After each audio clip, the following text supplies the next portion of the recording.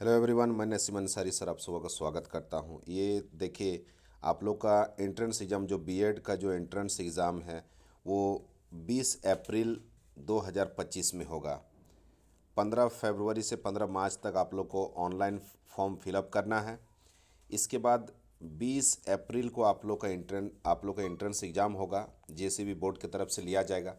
इस entrance exam में 100 marks के क्वेश्चन पूछे जाएंगे, जिसमें से 40 होगा टीचिंग एप्टीट्यूड का, 30 होगा रीजनिंग एबिलिटी का और 15-15 30 होगा हिंदी और इंग्लिश का। यानी मिलाकर हो गया 100 मार्क्स का क्वेश्चन हो गया, जिसमें से कि नेगेटिव मार्किंग भी होगा 0.25 का। स्टूडेंट देख सकते हैं, ये पिछले साल का मेरे पास जो रिजल्ट है बीएड एंट्रेंस 2024 का जो रिजल्ट है उसका पीडीएफ आ जाता है। जैसे बोर्ड के ऑफिशियल साइट में पीडीएफ आ जाएगा। आप लोग टेंशन मत लीजिएगा।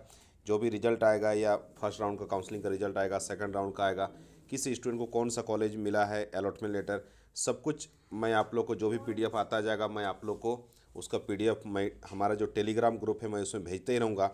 और मेरे पास पिछले साल का भी जो रिजल्ट है, सभी पूरे झारखंड के टोटल जितने भी बच्चों ने एंट्रेंस एग्ज़ाम दिया था, लगभग 49,000 के आसपास, बहुत ज़्यादा बच्चे पिछले बार एग्ज़ाम दिए थे।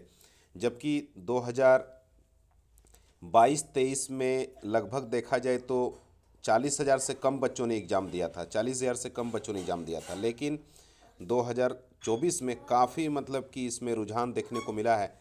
दिन प्रतिदिन हम लोग देख रहे हैं कि बीएड में काफ़ी स्टूडेंट उतर रहे हैं और काफ़ी बहुत ही मतलब कि इसमें ज़्यादा लोग इसमें आ रहे हैं, काफ़ी कंपटीशन भी बढ़ रहा है। तो पिछले साल लगभग 49,000 के आसपास में बच्चों ने, या इसी के आसपास में बच्चों ने एंट्रेंस एग्ज़ाम दिया था। तो उसका रिजल्ट मेरे पास ये जो पीडीएफ था, तो उसी उसी का कुछ कैंडिडेट का यहाँ पर मैंने आप लोग को ये दिखाने के लिए वीडियो बनाया है, ताकि इस बार जो 2025 में जो आप लोग एंट्रेंस एग्ज़ाम देंगे, तो आप लोग को भी टारगेट अपना लेना है कि ज़्यादा से ज़्यादा टीचिंग एप्टीट्यूड में खूब ज़्यादा नंबर आपको लाना है, ठीक है। और रीजनिंग एबिलिटी भी बहुत स्कोरिंग है। 30 क्वेश्चन में आप चाहेंगे तो मिनिमम, आप चाहेंगे तो 27-28 नंबर आराम से आप ला सकते हैं रीजनिंग में, ठीक है। और हिंदी और इंग्लिश भी आपका इजी ही होगा, हिंदी भी बहुत इजी होगा इस बार, काफ़ी इजी, 2024 में इजी एग्ज़ाम ही था, ठीक है। तो इस कारण से, और एग्ज़ाम का पेपर देखने के बाद ही मैंने इस बार अंदाज़ लगाया था कि इस बार 80+ मार्क्स आ जाएगा बच्चों का, जो टॉपर होंगे 80+ मार्क्स लाएंगे, ये मैंने अंदाज किया था। मैंने लाइव में भी स्टूडेंट को बताया था और रिजल्ट आया और वही हुआ। जबकि इससे पहले कभी भी 100 में से 80+ कभी नहीं हुआ था। देख सकते हैं यहाँ पर वीडियो, फिर काफ़ी लंबा हो जाएगा, हम लोग लाइव में फिर आएंगे तो बातचीत करेंगे, देख सकते हैं। अच्छा, इसमें हो सकता है आप लोग को लगता होगा कि जो आप लोग जो एंट्रेंस एग्जाम देंगे तो किस तरह से रैंक मिलेगा, कैसे क्या होगा, काउंसलिंग किस तरह से होगा। तो देखिए इसमें क्या है, कोई भी कैटेगरी का स्टूडेंट है, जितना नंबर 100 में से सबसे ज़्यादा जिसका नंबर आएगा, ठीक है, 100 में से सबसे ज़्यादा जिसका नंबर आएगा, वो उसका सीएमएल रैंक 1 होगा, सीएमएल रैंक उसका 1 होगा, ठीक है। सबसे ज़्यादा जो नंबर लाएंगे, उससे जस्ट नीचे जिसका नंबर आएगा उसका सीएमएल रैंक 2 होगा, ठीक है। तो इसी तरह से सीएमएल रैंक 1 2 3 4 5 6 ऐसे चलता ही जाएगा। सीएमएल रैंक किसी का भी बराबर नहीं होगा, ठीक है। सीएमएल रैंक किसी का भी इक्वल नहीं होगा, सबका अलग अलग होगा, हर एक स्टूडेंट का। और सीएमएल रैंक जो है सभी कैटेगरी को मिलाकर सीएमएल रैंक आपको मिलेगा। लेकिन आपका अपना, आपके कैटेगरी में अपना रैंक आपका अलग होगा, ठीक है। जैसे मान लीजिए आपका सीएमएल रैंक, मान लीजिए आपका सीएमएल रैंक है 1000, 1000 आपका सीएमएल रैंक है। लेकिन आप अपने कैटेगरी में हो भी सकता है कि 300 नंबर पे हैं, मतलब आपसे अच्छे 299 बच्चे हैं, मान लीजिए आपके कैटेगरी में, मान लीजिए आप ओबीसी कैटेगरी के स्टूडेंट हैं, आपसे अच्छा 299 बच्चों ने लाया है, ठीक है। तो आपका 300 रैंक हो जाएगा ओबीसी में, ओबीसी में आपका 300 आपका रैंक होगा। तो आपका सीएमएल रैंक हो सकता है कि 1000 है, लेकिन कैटेगरी रैंक जो है ओबीसी में, जो कैटेगरी रैंक है वो है आपका 300। तो कैटेगरी भी मायने रखता है, मेन मेन सीएमएल है, लेकिन कैटेगरी भी मायने रखता है कि हर एक कैटेगरी का अपना अपना सीट रिजर्व होता है। हर एक कॉलेज में सीट रिजर्व होता है। जैसे कि एससी का 10% हो गया, एससी का 10% हो गया, एसटी का 26% हो गया, ईडब्ल्यूएस का 10% हो गया, ओबीसी का 14% हो गया, इस तरह करके जनरल का 40% हो गया, ऐसे करके डिवाइड किया हुआ रहता है, ठीक है ना, सबका अलग अलग कैटेगरी का। तो हर एक कॉलेज में आपके कैटेगरी में आपका कंपटीशन होगा, समझ गए। तो यहाँ पर देख सकते हैं जो रिजल्ट है पिछले साल का, यहाँ पर CML रैंक 1 देखिए, CML रैंक 1 जिनको मिला है उनको 100 में से कितना नंबर आया था, तो 83.75 नंबर आया है, ठीक है।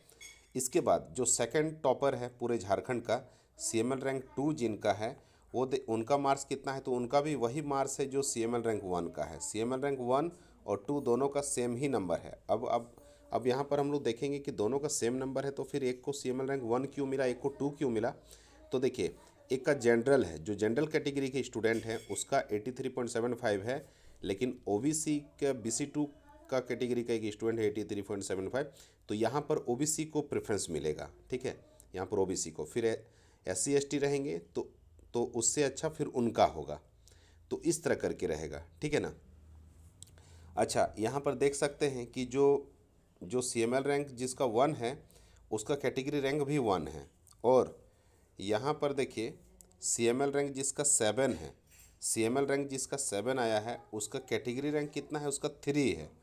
और कौन सा कैटेगरी है, तो OBC है, OBC है, BC2 है, मतलब OBC कैटेगरी। अच्छा, 20 OBC में 3 रैंक जिसका आया है, उससे पहले दो OBC में 2 लोग और रहना चाहिए उससे पहले। तो देखिए, उससे पहले 2 OBC के स्टूडेंट हैं, एक यहाँ पर है एक यहाँ पर है, दिखाई दे रहा है ना, ठीक है। तो इसी तरह का होता है, OBC में आपका अलग रैंक होगा, और आप या फिर ST के हैं तो ST में आपका अलग रैंक है, CML रैंक अलग होगा, ठीक है। आप जनरल कैटेगरी के स्टूडेंट हैं, लेकिन आप यदि EWS में भी आते हैं तो EWS का अलग आपका अलग रैंक होगा, जनरल का अलग होगा। अच्छा, एक चीज़ मैं बताना चाहता हूँ, आप में से जो भी जनरल कैटेगरी के स्टूडेंट हैं, जनरल कैटेगरी के स्टूडेंट हैं, तो यदि कहीं से पॉसिबल है तो आप EWS का सर्टिफिकेट आप बनवा लीजिएगा, यदि पॉसिबल है तो बना लीजिएगा। फॉर्म में आपको वहाँ लिखना होगा कि जनरल जो कैटेगरी के हैं तो वेदर यू आर EWS और नॉट, ठीक है। तो यदि आपके पास है सर्टिफिकेट, आपने बनाया है, तभी यस लिखिएगा, ठीक है, नहीं है तो यस लिखिएगा, तो फिर वहाँ पर आपको रिजेक्ट कर दिया जाएगा, इसीलिए। और EWS का सर्टिफिकेट आप बनवा लीजिएगा, तो काफ़ी फ़ायदा होगा आपको, गवर्नमेंट कॉलेज भी आपको आराम से मिलेगा, ठीक है। और आपको एडमिशन में भी हो सकता है फीस में कुछ आपको रिलैक्सेशन मिलेगा। तो ये आप लोग देख सकते हैं कि CML रैंक कितना है, CML रैंक 30 तक यहाँ मैंने आप लोग को दिखाया, देखिए CML रैंक यहाँ पर 30 तक है। और जो सबसे CML रैंक 1 जिसका है उसका 83.75 है, फिर 83.75, फिर उसके बाद 83, फिर 82.75, फिर 82.75, फिर 82.5 है, फिर 81, फिर 80, फिर 78 से नीचे फिर गया है 77, देखिए 77.5 बहुत से स्टूडेंट का है, ठीक है। फिर उसके बाद देखिए 76 है, फिर धीरे धीरे जैसे जैसे घटता जाएगा उसके हिसाब से आपको CML रैंक मिलता जाएगा। तो आप लोग देखिए, पिछले साल के जो टॉपर हैं वो 83.75 नंबर लाए थे पिछले बार, तो इस बार भी आप लोग को काफ़ी मेहनत करना है, ठीक है, मतलब टारगेट ये आपका है। अब आप कितना ला पाएंगे, आप 65 आपका आएगा या 70 आएगा या 75 आएगा, या आप भी इस बार हो सकता है आप 85 ले आएँ, ठीक है। पिछले बार का टारगेट है 80, टॉपर का है 83.75।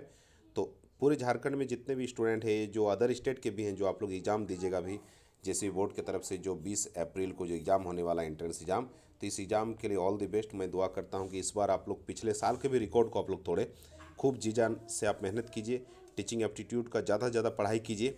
टीचिंग एप्टीट्यूड के लिए बुक भी मार्केट में अवेलेबल है, बीएड एंट्रेंस के लिए। रीजनिंग का खूब ज़्यादा क्वेश्चन बनाइए, हिंदी का बनाइए, इंग्लिश का बनाइए, और अच्छा नंबर लाइए, क्योंकि गवर्नमेंट कॉलेज मिल जाएगा तो बहुत आराम से आपका फ़ी का कोई टेंशन आपको नहीं होगा, बिल्कुल कम पैसे में आपका हो जाएगा। आप चाहें तो अपना भी पॉकेट मनी से आप बीएड कर सकते हैं गवर्नमेंट कॉलेज में, लेकिन प्राइवेट या सेमी गवर्नमेंट मिलेगा तो काफ़ी पैसा लग जाता है।